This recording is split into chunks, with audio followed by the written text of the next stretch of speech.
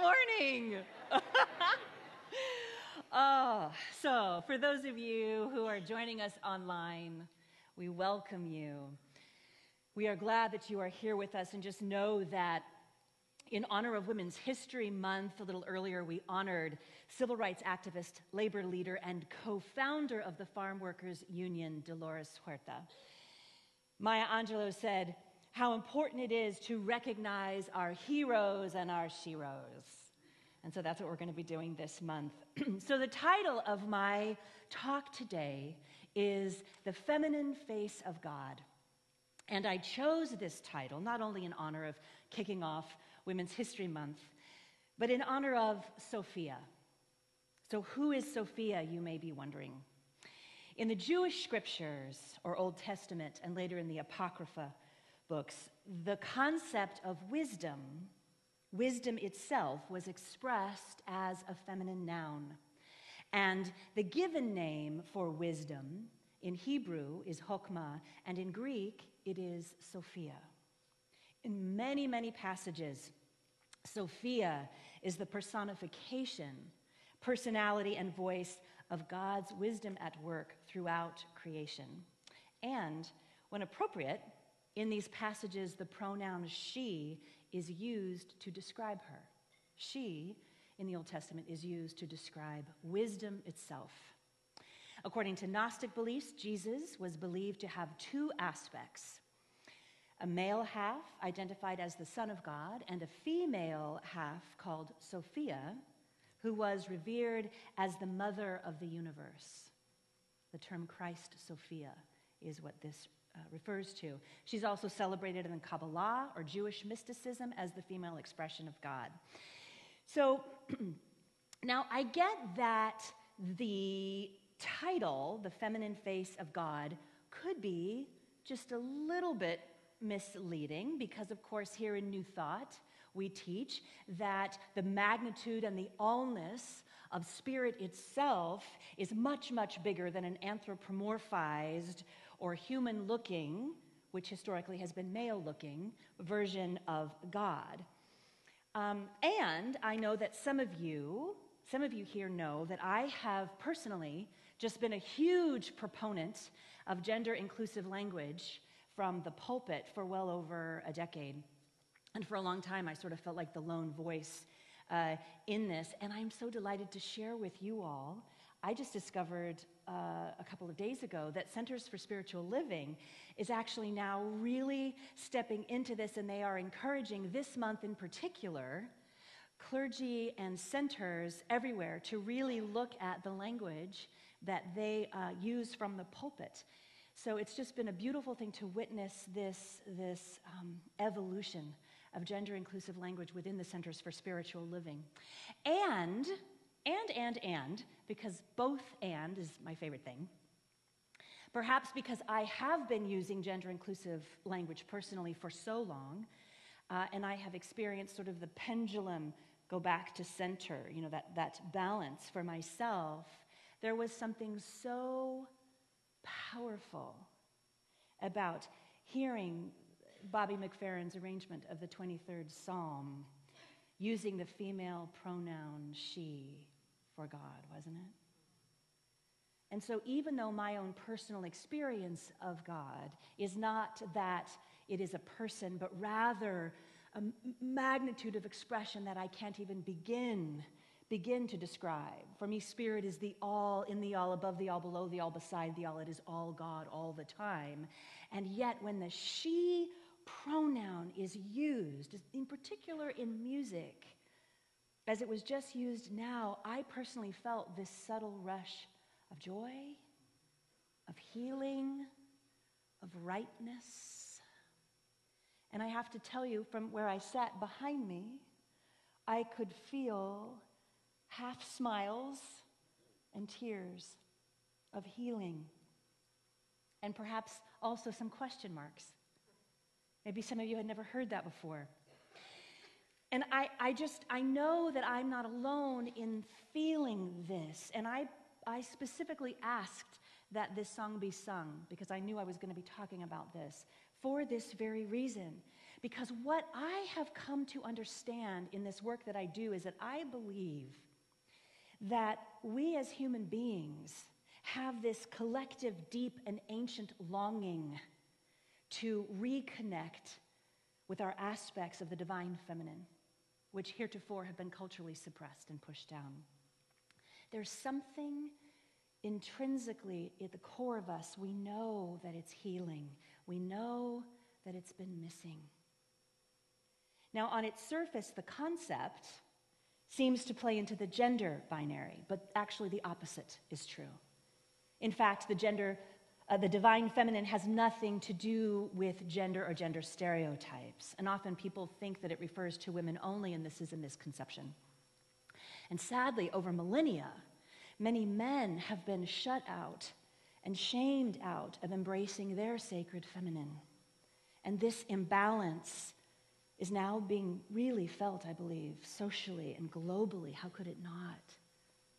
How could it not? So thankfully, there are groups for men in conscious communities such as this one that recognize this important issue, that are doing this work to heal it.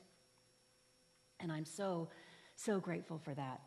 Anthropologist Ryan Eisler stated, until approximately 3,300 years ago, partnership societies in which the feminine and masculine were equally honored was the norm. It was the norm. So what is it then? So the divine feminine is an energy and power that is a quality of God or the one spirit, and it represents, this is a truncated list, creation, compassion, intuition, receptivity, the ability to nurture, cultivate community, and collaborate. I'm going to say that again. The feminine, divine, represents creation, compassion, intuition, receptivity, the ability to nurture, cultivate community, and collaborate.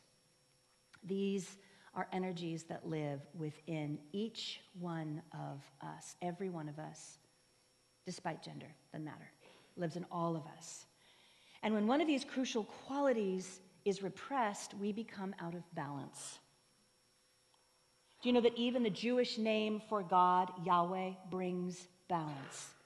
The combination of both the female and male are inherent in the name itself. The first part, Yah, in Hebrew is feminine, and Wei, the last part, is masculine. In Taoism, we have the yin-yang symbol. We have it right here behind me. That's the yin-yang symbol.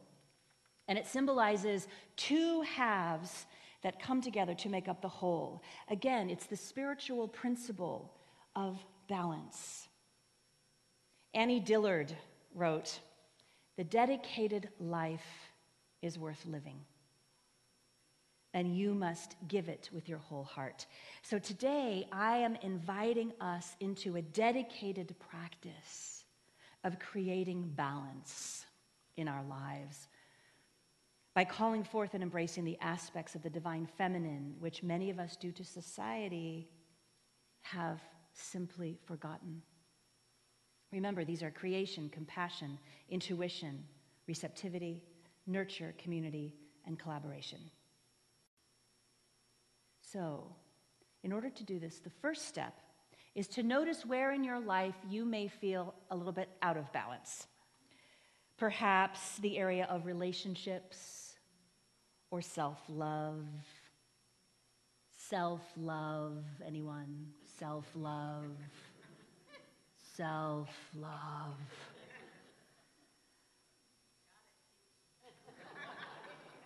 Prosperity. Maybe you're feeling some fear right now, or that you want to be expressing yourself more creatively. Perhaps you would like more vitality in your body temple, whatever it may be. Just notice if there is a particular area of your life that feels a little bit off. It's kind of like when you're driving a car, and one of your tires is sort of off and it's kind of wobbly on the road. It's time to rotate your tires, friends. We're just going to rotate tires. How does that sound? All right, we're going to balance. So I want to focus on one particular area of the divine feminine that I feel is really being called for right now. It's the sacred principle of receptivity. And one of the biggest ways that this can be experienced is to cultivate the art of deep listening. Receptivity and deep listening are intrinsic to each other. And this is a wonderful characteristic of the divine feminine. And I truly believe that, right now it's a learned skill, because now we live in this time. It's like a sound bite, everything is fast culture, right? The idea of being receptive, listening, has gotten somewhat lost. So, in my own experience, really cultivating this is a game changer because it brings peace, this idea and this art of deep listening. So when I was 21, I went to a therapist for the very first time, and I had no idea what to expect. And to this day, I remember sitting in her office. Her name was Nancy, and she just remains beloved to me. I sat down, there she was, and she said something very therapist-y, like, what brings you here today, Shannon? And I told her what it was, whatever it was, in like 2 sentences. And then we just sort of stopped, and there was silence. And so I started asking her questions, about her life and her current relationship and how long she'd lived in San Francisco. And finally she stopped and she said, "Shannon, you're not paying me to be your friend. You're paying me to listen to you, to listen to your heart." And then she said something very therapist-y and said, "Please share your heart with me." And I remember welling up with tears because, of course, the people around me I had been listened to, but this was different. She was listening to me with the ear behind the ear, with the heart behind the heart, in the way that our practitioners or spiritual counselors do here. That kind of deep listening. And I remember talking and sort of crying as I was talking because I couldn't believe that I was being witnessed to such a degree. And just the simple fact of her listening to me, whatever it was, I don't even remember, whatever it was, her listening to me, presencing herself with me, changed me. It made me feel my worth. It made me feel that I was worthy of being heard. And,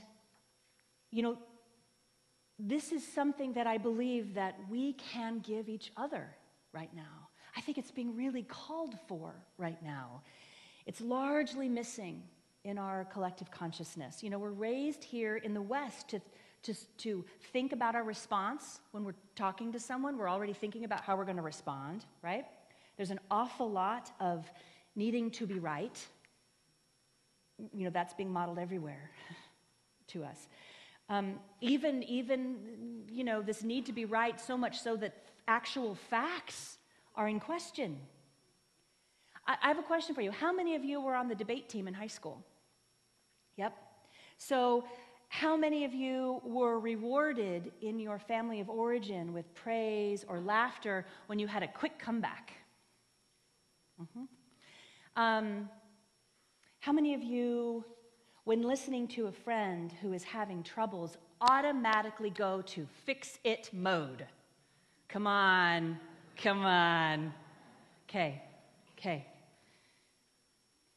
It's in our culture. It's okay. This is what we're here to heal and work through. The ancient wisdom of the divine feminine invites us to open our heart, to pause, to listen deeply, to be receptive to whatever is happening within the other person, to listen to their soul speak without making a comment about it. So there's a wonderful tool that I have used for years. I actually brought it to my very first class I taught here years ago for my first practitioner class. I think you will remember this. It's one of my favorite tools. So the next time you are on the phone with someone, or let's say it works great in meetings, or any kind of setting like that where you're listening to someone, I'm going to invite you to write or type at the top of a page, somewhere where you can see it, the word wait. W-A-I-T.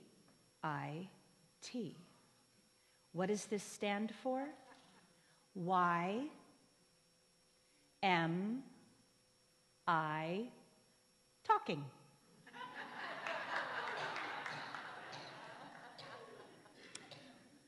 Why am I talking? This is huge. This is huge, because if your answer in that moment is, oh, I'm feeling the need to be right. Oh my gosh. Awareness is curative. You can breathe through that. If your answer in the moment is, I'm feeling the need to fix. Awareness is curative. You can take a breath and wait. If you're feeling, I'm uncomfortable with how much discomfort this conversation is causing me, you can take a breath and breathe through it and just wait. Just wait. If you allow yourself to pause, you will create space for deep healing for both yourself and the other person. Are we good? You're going to go out into the world and wait? Okay, awesome. The other one that I wanted to bring in is really a practical, it's a very practical thing, and it's on a very practical level, because the divine feminine represents the unity with Mother Earth, with us and our rhythm and our connection to Mother Earth. And this is another area where we can consciously bring in balance. And it doesn't take a lot.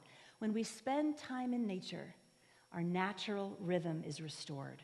I can't emphasize this enough, and it doesn't take a whole lot. We live here in Portland, this beautiful place, or wherever you are online, wherever you are, spend time in nature. That's my invitation. Do whatever you love to do. If you walk or if you hike, I'm going to invite you to, go a little bit longer, just a little bit. Or as you're walking and hiking, or whatever it is that you're doing outside, gardening, whatever it may be, walking your dog, I'm going to invite you to take a breath and be present to it.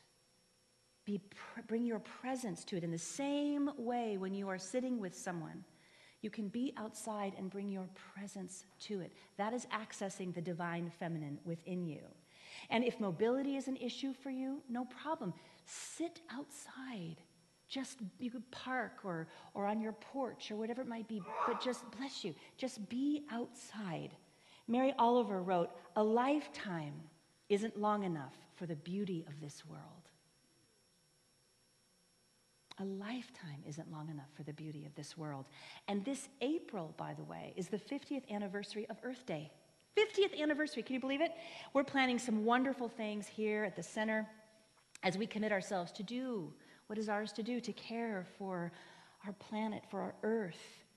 We are righteously realigning with her. And what a blessing it is, because in turn it will help us to realign and rebalance our beingness. So to close today, I just want to read a bit from Bobby McFerrin's beautiful musical arrangement of the 23rd Psalm that we heard earlier. Surely, surely, goodness and kindness will follow me all the days of my life, and I will live in her house forever and ever. Glory be to our mother and daughter and to the Holy of Holies, as it was in the beginning, is now, and ever shall be, world without end. Amen. Thank you. I love you. I love you. Thank you. Thanks. Thank you. Thank you. Mwah.